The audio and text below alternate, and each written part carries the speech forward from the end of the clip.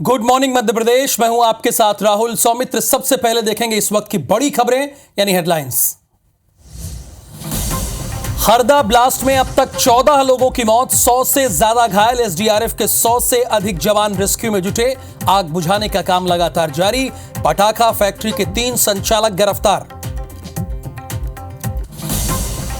हरदा हादसे पर IBC24 की पड़ताल में बड़ा खुलासा। 2015 में हुई थी 2 मजदूरों की मौत। लापरवाही के चलते आरोपी संचालक राजेश अग्रवाल को हुई थी 10 साल की जेल। जमानत पर बाहर आकर फिर बनाने लगा पटाखा। आज हरदा जाएंगे सीएम डॉक्टर मोहन यादव। पीड़ितों और परिजनों से करेंगे मुलाकात। अधिकारियों के साथ बैठक में करेंगे हादसे की समीक्षा। कल भोपाल में घायलों से की थी मुलाकात।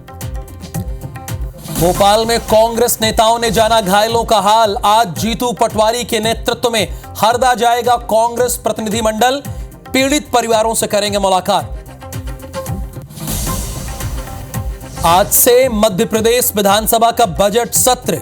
राज्यपाल के अभिभाषण से होगी शुरुआत। 9 फरवरी तक होगी कुल 9 बैठकें। 8 फरवरी को पेश होगा द्वितीय अनुपूरक बजट। इंदौर में 34 घंटे के बाद MPPSC अभ्यर्थियों का धरना फाइनली खत्म। मेंस 2023 की परीक्षा आगे बढ़ाने की कर रहे थे मांग। 2 दिन में ज्ञापन पर फैसला लेगा आयोग।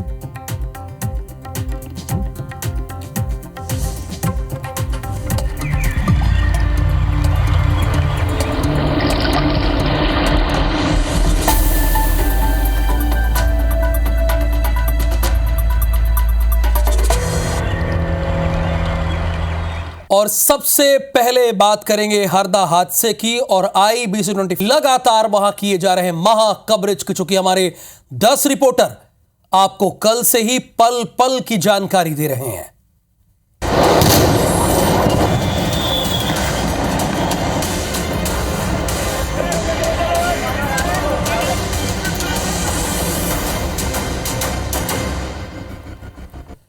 तो हरदा हादसे में अब तक 14 लोगों की मौत हुई है। 125 अभी 100 से ज्यादा तक ये संख्या हमारे रिपोर्टर के मुताबिक 125 पहुंच चुकी है। 15 से ज्यादा गंभीर रूप से घायल है। देर रात मलबे से 2 और शव निकाले गए हैं। हादसे वाली जगह पर पूरी रात रेस्क्यू ऑपरेशन चला है। हादसे वाली जगह पर अभी भी आग सुलग रही है। SDRF की टीम ने घटनास्थल पर मोर्चा संभाला है और हमारे 3 संवाददाता बल्कि कपिल शर्मा भी पूरी रात रेस्क्यू ऑपरेशन को उन्होंने कवर किया। हमारे लिए यह बहुत मुश्किल था, लेकिन हमारी टीम का यह मानना है कि जहां जहां सवाल आपका होगा वहां हम दिन रात नहीं देखेंगे। हमारे 11 रिपोर्टर्स कल से आपको लगातार पूरी जानकारी दे रहे हैं, पल पल की जानकारी दे रहे हैं। हमारे 11 संवाददाता, वो चाहे इंदौर में कोई मूवमेंट हो या भोपाल में कोई मूवमेंट हो या हरदा में, हर जानकारी आपको सबसे पहले दे रहे हैं। और पूरी रात हमारे संवाददाता, हमारे हरदा में हमारे संवाददाता पूरी रात इस रेस्क्यू ऑपरेशन को कवर किए। चाहे ब्रिजेश जैन हो, अंशुल मुकाती हो, हरप्रीत कौर रीन हो या फिर हमारे संवाददाता कपिल शर्मा, ये पूरी रात सोए नहीं सिर्फ आपके लिए। चूंकि सवाल आपका है, कोई भी आंकड़ा आपसे छिपे ना, बचे ना, इसीलिए हम ग्राउंड पर इतनी मेहनत करते हैं। तो ये तस्वीरें अभी लेटेस्ट तस्वीरें हैं। एक बहुत बड़ा हादसा हुआ है। आपका 11 जिलों की फायर ब्रिगेड की टीम हरदा में तैनात है। 11 जिलों की फायर ब्रिगेड की टीम तैनात है। और इसमें बता दें, रफीक खान, राजेश अग्रवाल, सोमेश अग्रवाल, ये जो गुनहगार हैं इस पूरे मामले के हरदा हादसे के, इन तीनों गुनहगारों को पकड़ लिया गया है। अभी फिलहाल हमारे साथ 2 संवाददाता हैं, हरप्रीत कौर रीन और अंशुल मुकाती, इस वक्त हमारे साथ जुड़े हुए हैं। अंशुल, सबसे बड़ी और अहम बात तो यही है, जो इसके गुनहगार हैं इस पूरे हरदा हादसे के, इनका रिकॉर्ड पहले ही दागदार था। उन्हें कहां से गिरफ्तार किया गया, कितने लोगों को गिरफ्तार किया गया, जरा ये आप बताइए हमारे दर्शकों को। और कौन कौन सी धाराएं इन पर लगाई गई, जरा बताइए तो हम भी देखें कि कहीं पुलिस का रवैया ढुलमुल तो नहीं है। राहुल, बिल्कुल मैं आपको बता दूं कि जिस तरह से कल पूरा हादसा हुआ उसके बाद से जो इसके कर्ता धर्ता थे वो यहाँ पर जो है यहाँ से गायब हो गए थे और लगातार यहाँ से जो अग्रवाल बंधु हैं वो गायब हुए थे और उसके बाद अग्रवाल बंधुओं की गिरफ्तारी के प्रयास जो है वो यहाँ पर शुरू किए गए थे। आप अभी भी देख रहे हैं कि बड़ी तेज़ी से यहाँ पर रेस्क्यू ऑपरेशन जो है वो चल रहा है, लेकिन देर रात जिस हिसाब से गिरफ्तारी की गई है राजगढ़ से इन दोनों आरोपियों को जो है गिरफ्तार किया गया है और उसके बाद अब यहाँ पर उन्हें जो है हरदा लाया जा रहा है। हालांकि बताया ये भी जा रहा है कि उन्हें हरदा लाया जा चुका है, लेकिन अभी तक इसका खुलासा जो है वो यहाँ पर नहीं किया गया है। जिस तरह से कल फैक्ट्री मालिक जो थे उसमें टोटल 3 गिरफ्तारियाँ जो हैं वो बताई जा रही है कि टोटल 3 लोगों को गिरफ्तार किया है, जिसमें फैक्ट्री मालिक राजेश अग्रवाल, सोमेश अग्रवाल और रफ़ीक खान है, जिन्हें रात को लगभग 9 बजे के आसपास राजगढ़ जिले के सारंगपुर से गिरफ्तार किया गया है और इनके खिलाफ हरदा सिविल थाने लाइन में भी जो है केस जो है यहाँ पर दर्ज किया गया है। हालांकि केस जो दर्ज किया गया है उसमें किन किन धाराओं में केस दर्ज किया गया है अभी तक यह जानकारी प्रशासन के द्वारा जरूर नहीं दी गई है, लेकिन यह कहा जा रहा है कि कुछ गंभीर धाराएं भी जो हैं इन लोगों पर लगाई गई हैं और फैक्ट्री का संचालन लाइसेंस की शर्तों के अनुसार हो रहा था या नहीं हो रहा था इसकी जांच करने के भी निर्देश दिए गए हैं, लेकिन इनका ट्रैक रिकॉर्ड पुराना भी निकला है। राहुल, यदि बात की जाए इसी फैक्ट्री की, जिस फैक्ट्री में आग लगी है, इस फैक्ट्री के जो मालिक हैं राजेश अग्रवाल, उन्हें इसके पहले भी एक बार 10 साल की सज़ा जो है वो कोर्ट के द्वारा सुनाई जा चुकी है और उसमें भी इसी प्रकार की लापरवाही थी।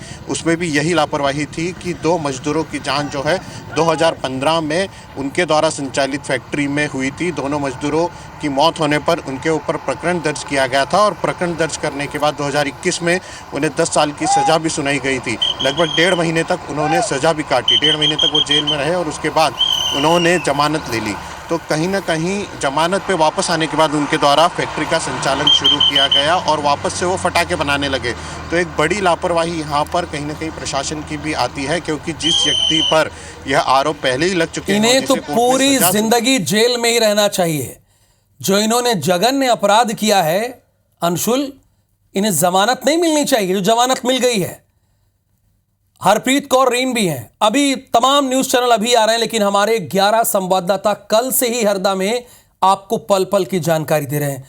हरप्रीत, आपसे बस मेरा सवाल यही है कि रेस्क्यू ऑपरेशन अभी क्या फाइनली कंप्लीट हो गया है और क्या ऐसी कोई आशंका है कि कोई और मलबे में दबा हो सकता है?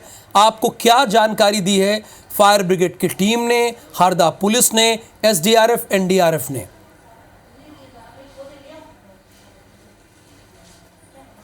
देखिए, बिल्कुल ऑपरेशन अभी भी जारी है। एनडीआरएफ, एसडीआरएफ की टीम मौके पर मौजूद है।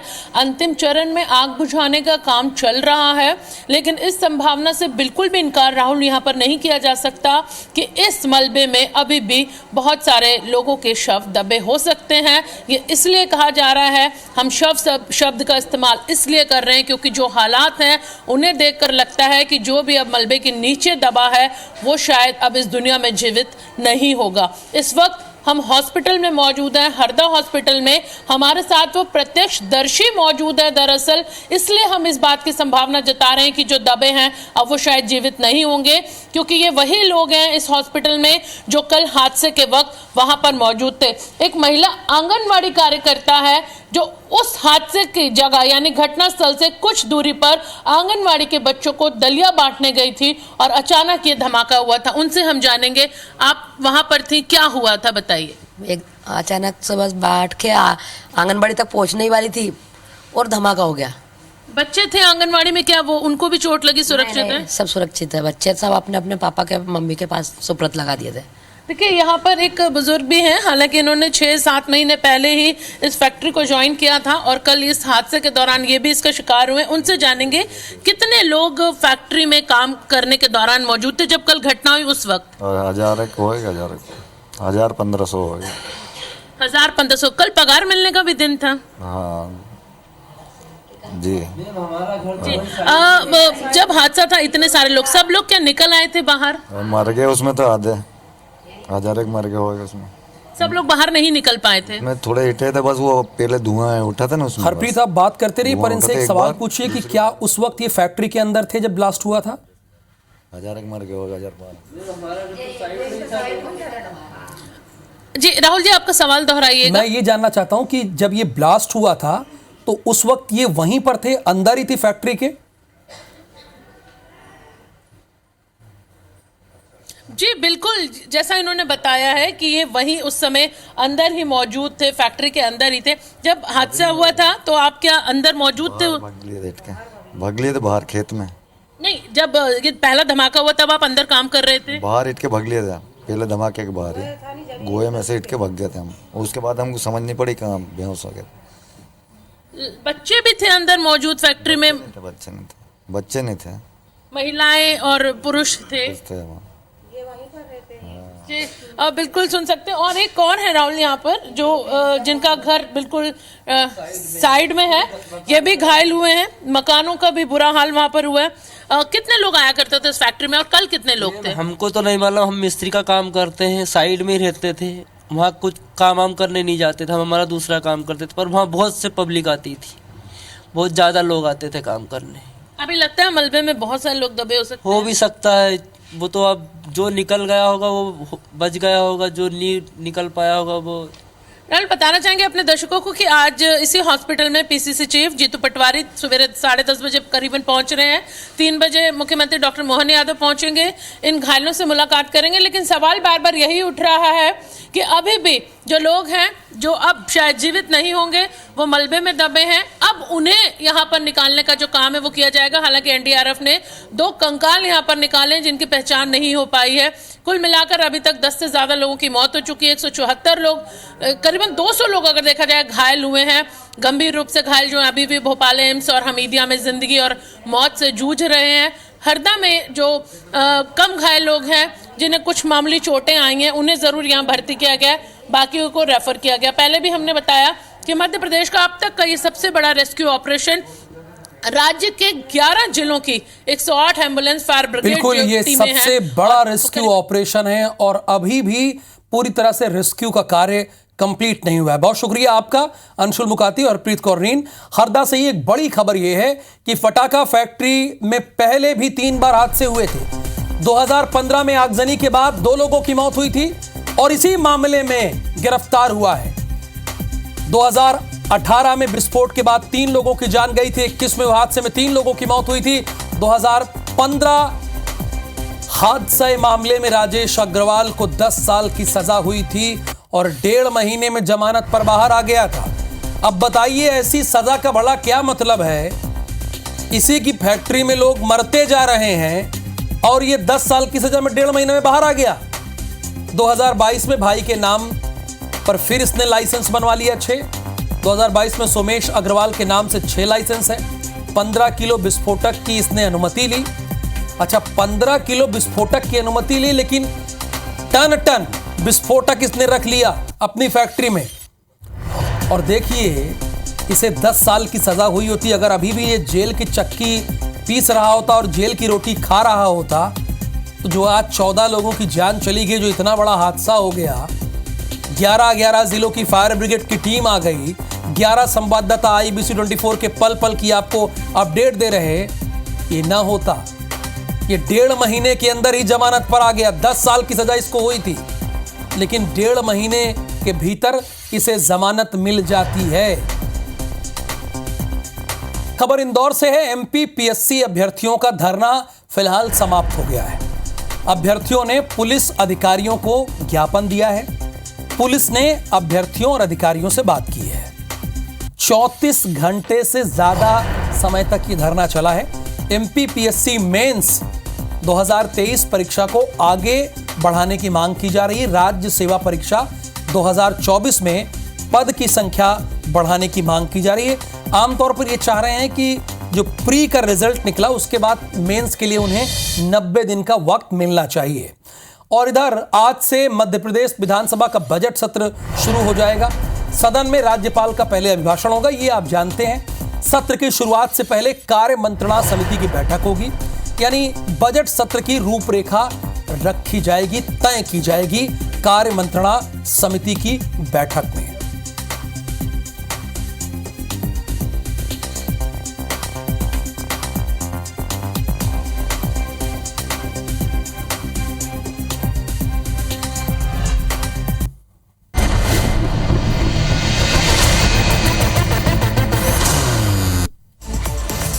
छत्तीसगढ़ विधानसभा के बजट सत्र का आज तीसरा दिन है। सीएम विष्णुदेव साय बिजली नियामक आयोग संशोधन को पटल पर रखेंगे। छत्तीसगढ़ में आज से बीजेपी के गांव चलो अभियान की शुरुआत हो रही। बीजेपी नेता कार्यकर्ता गांव के लोगों को मोदी सरकार की उपलब्धि बताएंगे। प्रदेश प्रभारी ओम माथुर सह प्रभारी नितिन नवीन आज छत्तीसगढ़ दौरे पर हैं। शाम 4 बजे लोकसभा पर्यवेक्षकों की बैठक लेंगे। महदारी बंधन योजना के लिए फॉर्म भरने की शुरुआत हो गई। कलेक्टर ने संबंधित अधिकारियों को बैठक लेकर निर्देश दिए हैं। कोंडागांव में अवैध अतिक्रमण के खिलाफ वन विभाग का बुलडोजर चला। अमले को लोगों के विरोध का सामना करना पड़ा। बिलासपुर में खनिज उद्योग के अवैध संचालन परिवहन को लेकर प्रशासन एक्शन में है। 20 से ज्यादा क्रशर उद्योगों को सील कर दिया गया। रामानुजगंज को नगर पालिका बनाए जाने की मांग को लेकर पार्षद लामबंद है। इस संबंध में प्रस्ताव पास करते हुए शासन को भेज दिया गया। सक्ती में ग्रामीण एसडीएम कार्यालय पहुंचे और सरकारी जमीन पर अवैध कब्जा करने वालों के खिलाफ शिकायत की। भिलाई में inter battalion state level police game शुरू हुए, जिसमें अलग अलग खेलों में 9 टीमों ने हिस्सा लिया। मौलामानपुर में 3 नक्सलियों ने सरेंडर किया। तीनों नक्सली मिलिशिया दल में शामिल थे। जांजगीर चांपा में बाइक सवार ने पैदल जा रहे कर्मचारियों को ठोकर मार दी। बाइक सवार समेत 2 की हालत गंभीर है। पेंड्रा में 3 नई पुलिस चौकी खोलने की अधिसूचना जारी कर दी गई। अब जिले में 3 पुलिस थाने और 4 पुलिस चौकी होगी। दंतेवाड़ा में नाबालिग से दुष्कर्म का आरोपी गिरफ्तार किया गया। आरोपी ने नाबालिग को शादी का झांसा देकर दुष्कर्म किया। धमतरी में 4100 किसान धान नहीं बेच पाए। सभी राइस मिलर्स को दिए जल्द से जल्द उठाव के निर्देश। धमतरी में इस बार रिकॉर्ड तोड़ धान की खरीदी हुई है। आलम यह है कि अभी भी जिले के अधिकांश खरीदी केंद्रों में करोड़ों का धान पड़ा हुआ है।